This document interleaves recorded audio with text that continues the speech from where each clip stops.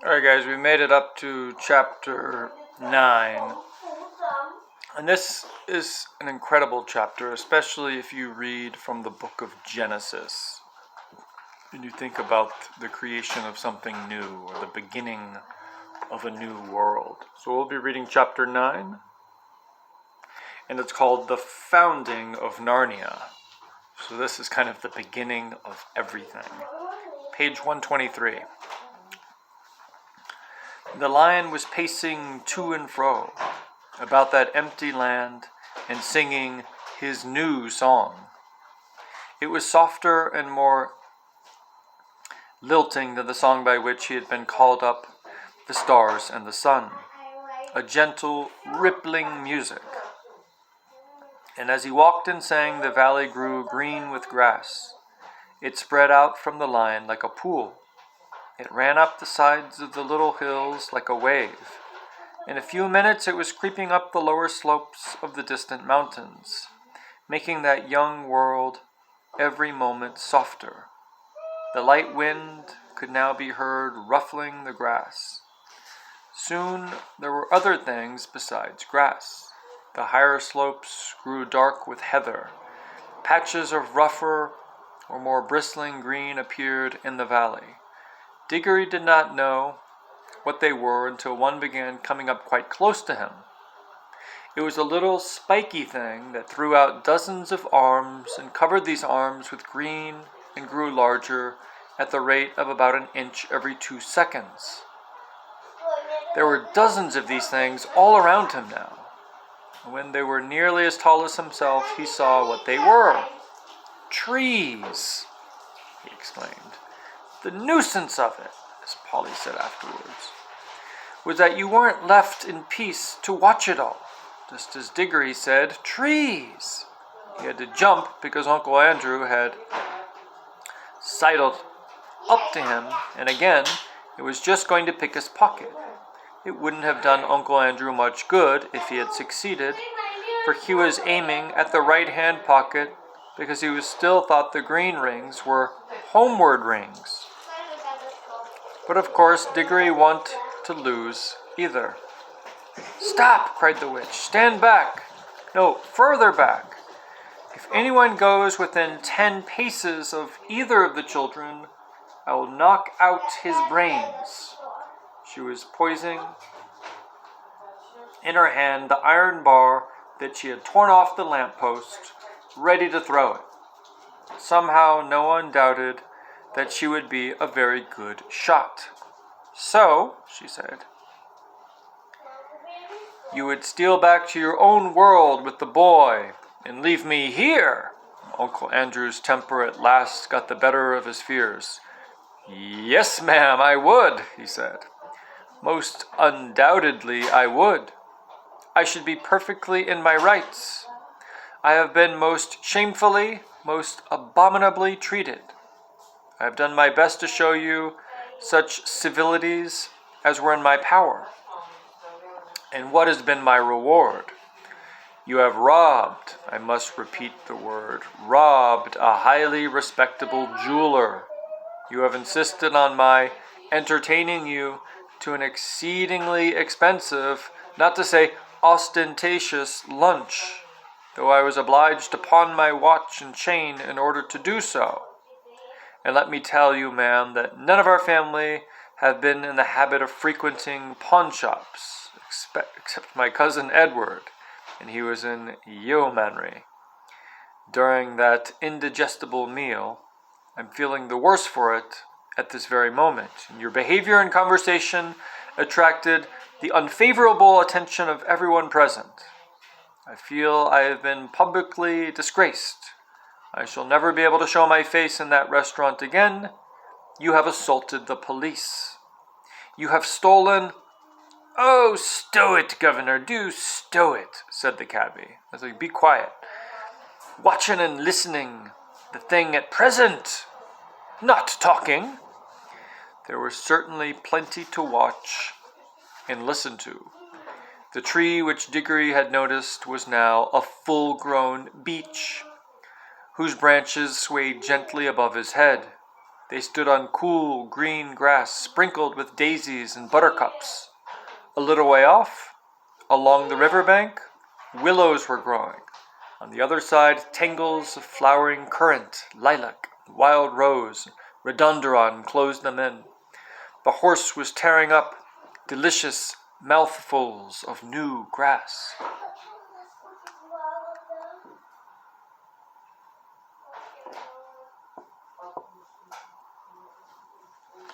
All this time the lion's song, in his stately prowl to and fro, backward and forward, was going on. What was rather alarming was that at each turn he came a little nearer. Polly was finding the song more and more interesting because she thought she was beginning to see the connection between the music and the things that were happening. When a line of dark firs sprang up on a bridge about 100 yards away, she felt that they were connected with a series of deep, prolonged notes, which the lion had sung a second before.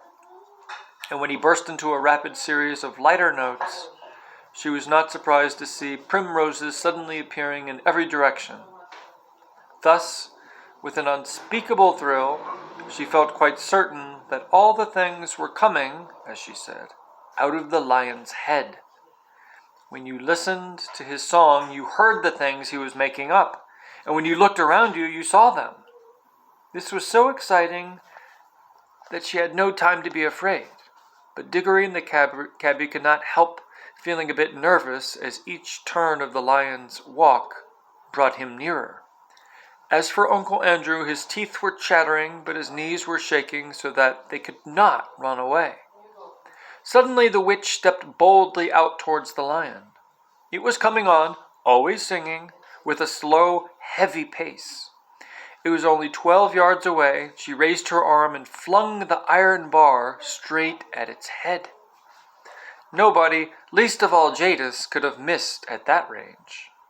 The bar struck the lion fair between the eyes. It glanced off and fell with a thud in the grass. The lion came on. Its walk was neither slower nor faster than before. You could not tell whether it even knew it had been hit. Though its soft pads made no noise, you could feel the earth shake beneath their weight. And here's an illustration of the lion approaching. And notice the reactions people have to the lion. You could get a better glimpse of this in C.S. Lewis's Mere Christianity. The witch shrieked and ran.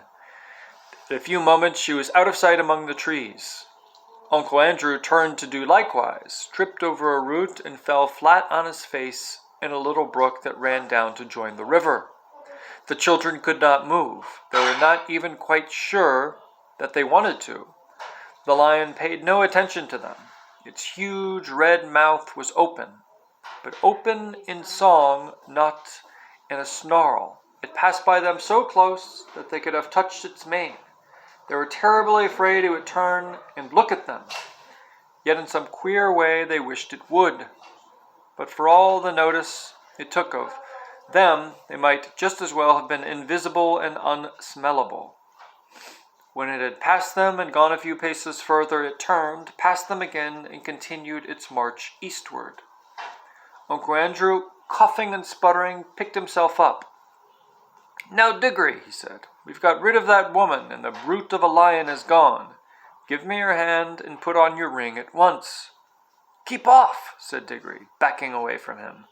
"Keep clear of him, Polly. Come over here beside me.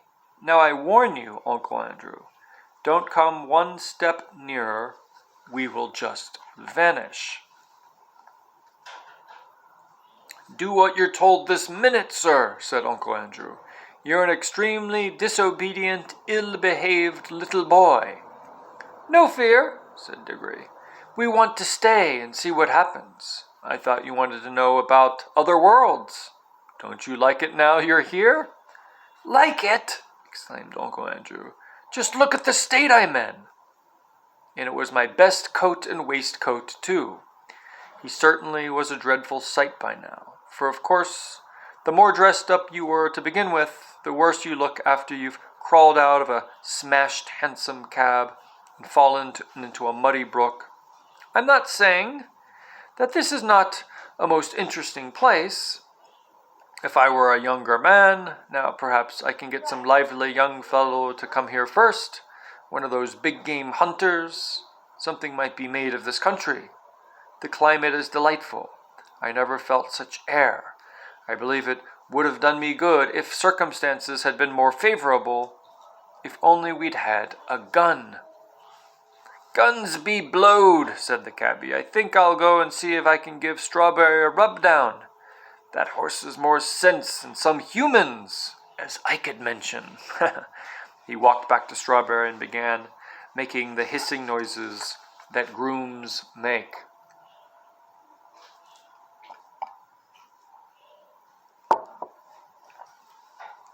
You see, you can't force people into heaven. You got Uncle Andrew. He's in a heavenly planet, heavenly world like Narnia, and he's miserable. That's why C.S. Lewis says, the gates of hell have a lock on them, but the lock is from the inside of the gate. What does that mean? God doesn't lock people in hell. People lock themselves in. And that's Uncle Andrew. Do you still think that lion could be killed by a gun? Asked Dickory. He didn't mind the iron bar much. With all her faults, said Uncle Andrew. That's a plucky gal, my boy. It was a spirited thing to do. He rubbed his hands and cracked his knuckles as if he were once more forgetting how the witch frightened him whenever she was really there. It was a wicked thing to do, said Polly. What harm had he done her?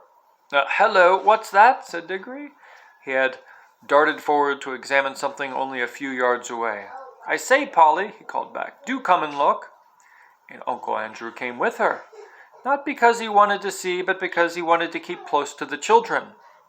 There might be a chance of stealing their rings. But when he saw what Dickory was looking at, even he began to take an interest. It was a perfect little model of a lamp-post about 3 feet high, but lengthening and thickening in proportion, as if they watched it in fact growing, just as the trees had grown. It's alive too, it's lit, said Dickory. And so it was, though of course the brightness of the sun made the little flame in the lantern hard to see unless your shadow fell on it. Remarkable, most remarkable, muttered Uncle Andrew. Even I never dreamed of magic like this. We're in a world where everything, even a lamppost, comes to life and grows. Now I wonder what sort of seed a lamppost grows from. Don't you see, said Dickory, this is where the bar fell. The bar she tore off the lamppost at home.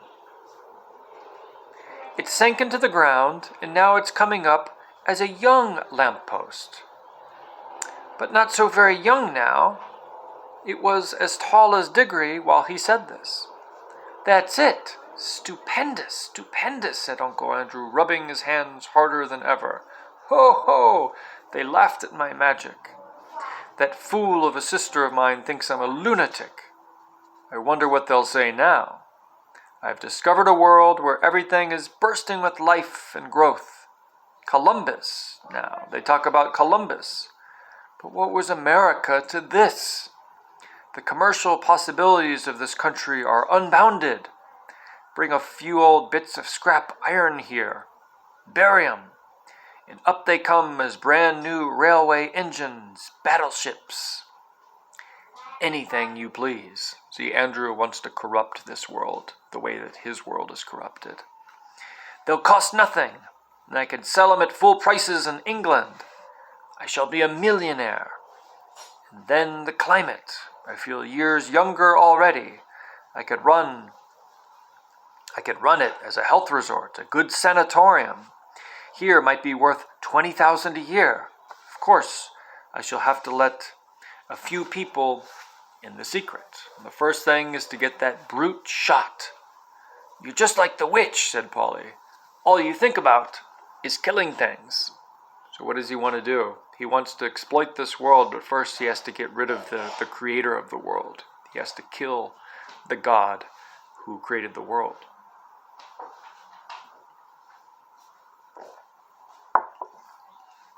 When I say the God, I mean God.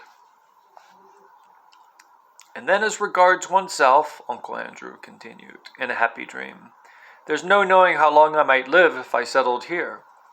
And that's a big consideration when a fellow has turned 60. I shouldn't be surprised if I ever grew a day older in this country. Stupendous, the land of youth. Oh, cried Diggory, the land of youth, do you think it really is? For of course he remembered what Aunt Letty had said to the lady who brought the grapes, and that sweet hope rushed back upon him. Uncle Andrew, he said, do you think there's anything here that would cure Mother? What are you talking about, Uncle Andrew? This isn't a chemist's shop. But I was saying, well, you don't care twopence about her, said Diggory savagely. I thought you might. After all, she's your sister, and as well as my mother. Well, no matter. I'm jolly well going to ask the lion himself if he can help me. And he turned and walked briskly away, and Polly waited for a moment and then went after him. Here, stop, come back. The boy's gone mad, said Uncle Andrew. He followed the children at a cautious distance behind, for he didn't want to get too far away from the green things or too near the lion. In a few minutes, Diggory came to the edge of the wood, and there he stopped. The lion was singing still, but now the song had once more changed. It was more like what he should call a tune, but it was also far wilder, and it made you want to run and jump and climb. It made you want to shout. It made you want to rush at other people and either hug them or fight them. It made Diggory hot and red in the face. It had some effect on Uncle Andrew, for Diggory could hear him saying, a spirited gal, sir. It's a pity about her temper, but a damn fine woman all the same, a damn fine woman. But what the song did to the two humans was nothing compared with what it was doing to the country. Can you imagine a stretch of grassy land bubbling like water in a pot? For that is really the best description of what was happening. In all directions it was swelling into humps. They were of different sizes, some no bigger than molehills, some as big as wheelbarrows, two the size of cottages. And the humps moved and swelled till they burst, and crumbled earth poured out of them. And from each hump there came out an animal. And the moles came out just as you might see a mole come out in England. The dogs came out, barking the moment their heads were free, and struggling as you've seen them do when they are getting through a narrow hole in a hedge. The stags were the queerest to watch, for of course the antlers came up a long time before the rest of them. So at first Diggory thought that they were trees, and the frogs, who all came up near the river, went straight into it with a plop plop and a loud croaking. The panthers, leopards, and things of that sort sat down at once to wash the loose earth off their hind quarters and then stood up against the trees to sharpen their front claws. Showers of birds came out of the trees. Butterflies fluttered. Bees got to work on the flowers as if they didn't have a second to lose. But the greatest moment of all was when the biggest hump broke like a small earthquake, and out came the sloping back, the large, wise head, and the four baggy-trousered legs of an elephant. And now you could hardly hear the song of the lion. There was so much cawing, cooing, crowing, braying, neighing, baying, barking, lowing, bleating, and trumpeting. Though Diggory could no longer hear the lion, he could see it. And it was so big and bright that he could not take his eyes off of it. The other animals did not appear to be afraid of it. Indeed, at that very moment, Diggory heard the sound of hoofs from behind. A second later, the old cab horse trotted past him and joined the other beasts. The air had apparently suited him as well as it had suited Uncle Andrew. He no longer looked like the poor old slave he had been in London. He was picking up his feet and holding his head erect. And now for the first time the lion was quite silent. He was going to and fro among the animals, and every now and then he would go up to two of them, always two at a time, and touch their noses with his. He would touch the 2 beavers among all the beavers, 2 leopards among all the leopards, 1 stag and 1 deer among all the deer, and leave the rest. Some sorts of animal he passed over altogether, but the pairs which he had touched instantly left their own kinds and followed him. At last he stood still, and all the creatures whom he had touched came and stood in a wide circle around him. There it is. The others whom he had not touched began to wander away. Their noises faded gradually into the distance. The chosen beasts who remained were now utterly silent, all with their eyes fixed intently upon the lion. The cat-like ones gave an occasional twitch of the tail, but otherwise all were still. For the first time that day there was complete silence, except for the noise of running water. Diggory's heart beat wildly. He knew something very solemn was going to be done. He had not forgotten about his mother, but he knew jolly well that even for her he couldn't interrupt a thing like this.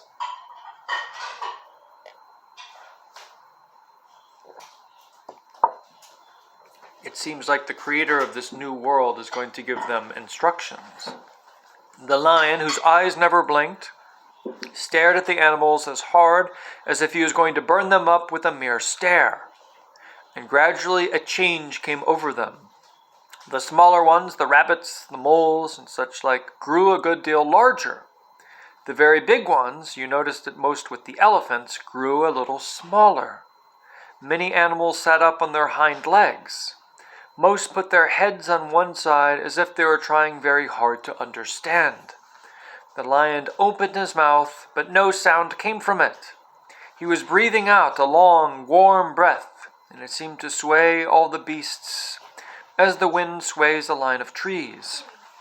Far overhead from beyond the veil of blue sky, which hid them, the stars sang again, a pure, cold, difficult music. Then there came a swift flash like fire, but it burnt nobody, either from the sky or from the lion itself, and every drop of blood tingled in the children's bodies. And the deepest, wildest voice they had ever heard was saying, "Narnia! Narnia! Narnia! Awake! Love! Think! Speak! Be walking trees! Be talking beasts! Be divine waters!" And that is how the lion Aslan is creating this new beautiful world, and he's doing it with music. And you can imagine in Genesis 1, there must have been beautiful music in the creation of the world, as there is in the book of Revelation. When we get to the heavenly world, there's constant music and praise to God, but it's music that's so beautiful that we can't even imagine what it sounds like. But the only representation, this is my opinion, the only representation that we have of this music on earth is from the beautiful classical masters, people like Bach and Mozart, and I could go on and on. And it's beautiful that the creation of the world is from a Trinity. And the Trinity is like a beautiful dance between God the Father, God the Son, and God the Holy Spirit, all worshiping and serving and loving one another, which means love has always existed and always will exist, and the world was created out of love. And sitting next to me, since this was about the creation of the animals, is my animal, and here is the beautiful Russian Cocker Spaniel. Hope you guys enjoy it.